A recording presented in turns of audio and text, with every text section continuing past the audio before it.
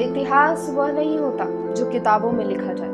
इतिहास वो भी होता है जिसे जानबूझकर अनसुना कर दिया जाए। बीते दिन नेताजी सुभाष चंद्र बोस की जयंती थी। एक ऐसा नाम जिसे हम सब ने सुना तो बहुत है, लेकिन जाना शायद उतना नहीं जितना हमें गांधी, नेहरू या अन्य स्वतंत्रता सेनानियों के बारे में बताया गया। आखिर ऐसा क्यों हुआ? आज नेताजी की जयंती पर आइए जानते हैं सुभाष चंद्र बोस की कुछ अनकही बातें और कुछ अनसुनी कहानी। नमस्कार, आप देख रहे हैं दिव्य भारत खबर और मैं हूं आपके साथ विजयलक्ष्मी। तुम मुझे खून दो, मैं तुम्हें आजादी दूंगा।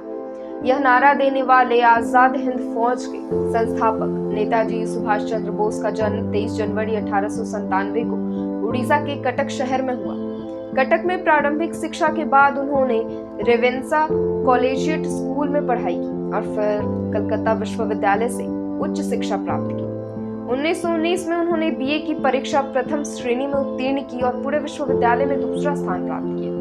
नेताजी सिविल सर्विसेज की परीक्षा में चौथे स्थान पर आए थे। सोचिए, इतना उज्जवल भविष्य उनके सामने था। नेताजी केवल असाधारण छात्र ही नहीं थे, वे एक असाधारण मनुष्य भी थे। बंगाल की भयानक बाढ़ के दौरान जब लोग जीवन और मृत्यु के बीच झूल रहे थे, तब सुभाष चंद्र बोस खुद आगे बढ़े। पीड़ितों को भोजन, वस्त्र और सुरक्षित स्थान तक पहुंचाया। समाज सेवा को संगठित रूप देने के लिए उन्होंने युवक दल की स्थापना भी की। 13 अप्रैल को हुए जालियांवाला बाग हत्याकांड ने उनकी आत्मा को झकझोर दिया और तभी उन्होंने सिविल सर्विसेज छोड़ दी और आजादी की लड़ाई में कूद पड़े। नेताजी का सार्वजनिक जीवन संघर्षों से भरा रहा। उन्हें कुल 11 बार जेल जाना पड़ा। 1941 में अदम्य साहस का परिचय देते हुए नेताजी भारत में अपनी नजरबंदी से रहस्यमय ढंग से फरार हो गए। कोलकाता से कार द्वारा बूम, फिर ट्रेन से पेशावर, पेशावर से काबुल और अंततः जर्मनी। यह केवल यात्रा नहीं थी, यह आजादी की खोज थी। जर्मनी में नेताजी ने एडोल्फ हिटलर से मुलाकात की। अंग्रेजों के विरुद्ध संघर्ष के लिए उन्होंने आजाद हिंद फौज का गठन किया और युवाओं को वह नारा दिया जो आज भी रगों में जोश भर देता है, तुम मुझे खून दो, मैं तुम्हें आजादी दूंगा। जर्मनी के दूसरे विश्व युद्ध में आत्मसमर्पण के बाद सुभाष चंद्र बोस जर्मनी से U-180 नामक जर्मन पनडुब्बी में खतरनाक यात्रा की और फिर जापानी पनडुब्बी I-29 के जरिए जापान पहुंचे। इतिहास में पनडुब्बी से की गई यह सबसे रहस्यमय और साहसिक यात्राओं में से एक है, लेकिन सबसे बड़ा रहस्य आज भी अनसुलझा है।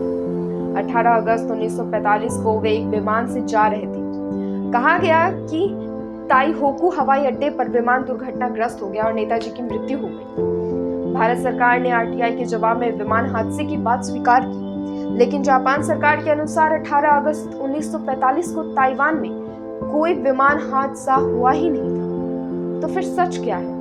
कुछ रिपोर्ट्स के अनुसार जिस विमान में नेताजी थे वह थाईलैंड के बैंकॉक से सोवियत रूस की ओर जा रहा था। 15 अगस्त 1945 को जापान ने द्वितीय विश्व युद्ध में आत्मसमर्पण कर दिया और ब्रिटेन विजयी घोषित हुआ।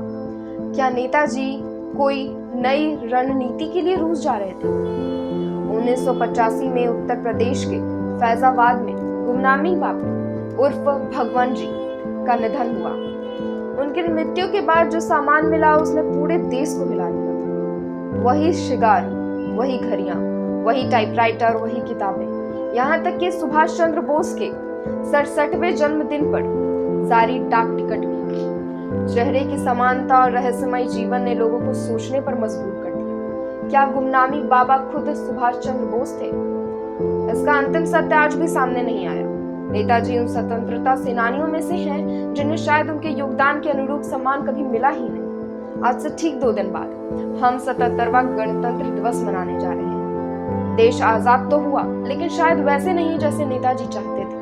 उनका मानना था आजादी हमारा अधिकार है, भीख नहीं। शायद अगर नेताजी होते तो भारत का विभाजन ना होता और शायद आज देश की तस्वीर कुछ और